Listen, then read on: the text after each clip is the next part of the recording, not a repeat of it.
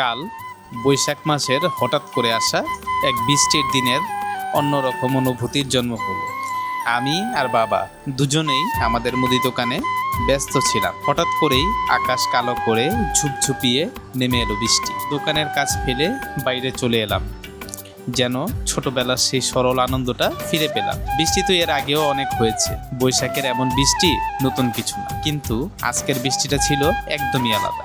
মনে হচ্ছিল শহরের প্রতিটা প্রান্তে সবাই একসাথে এই বৃষ্টিকে আলিঙ্গন করছে। দোকানের সামনে দাঁড়িয়ে ভিজতে ভিজতে দেখলাম রাস্তায় মানুষজন ছাতা ছুঁড়ে ফেলে, হাত মেলে, মুখ তুলে বৃষ্টির প্রতিটা ফোঁটাকে আলিঙ্গন করে নিচ্ছে। কারো মুখে হাসি, কারো চোখে নস্টালজি। বাসায় তখন আমার স্ত্রী মণি এবং আমাদের ছোট্ট ছেলে আরিয়ানো বৃষ্টির ফিল নিচ্ছিল।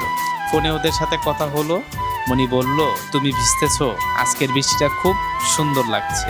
সেই কথাতেই যেন বুকের ভেতর এক ধরনের শান্তি নাম। পুরান ঢাকায় জন্ম, পুরনো ঢাকায় বড় হওয়া, আমাদের তো আর গ্রাম নেই। তাই শহরের এই রাস্তাঘাট, এই বৃষ্টি, এই গন্ধ, সবকিছু মিলে আমাদের আবেগ। পুরান ঢাকার বৃষ্টি মানেই ছাদে দৌড়, ডেকে ডেকে নামিয়ে আনা বন্ধুরা, আর শেষে গরম চায়ের কাপে এক ফোঁটা আনন্দ। বাবার পাশে দাঁড়িয়ে বলল, বুঝলি, এতটুকু সময় তো জীবন। কাজে থাকবে, কাজ থাকবে, দুশ্চিন্তা থাকবে, কিন্তু এই বৃষ্টি, এইটা এখনই উপভোগ না করলে আর কবে করবি? বাবার মুখে হাসি ছিল, চোখে ছিল মায়া। বৃষ্টির মাঝে দাঁড়িয়ে বুঝলাম আমার মতো হাজারো মানুষ হয়তো আজ একই অনুভব করছে। হয়তো বৃষ্টির ছোঁয়ায় তারা ফিরে পেয়েছে পুরনো দিনের কোনো ঘটনা, ফেলে আসা ভালোবাসা, অথবা হয়তো আজ নতুন করে ভালোবাসতে শিখে গেছে অনেকে নিজের শহরটাকে, নিজের জীবনটাকে। এরকম একটা বিকেল যা হয়তো সময়ের সঙ্গে হারিয়ে যাবে, কিন্তু মনে থাকবে, কারণ কিছু বৃষ্টি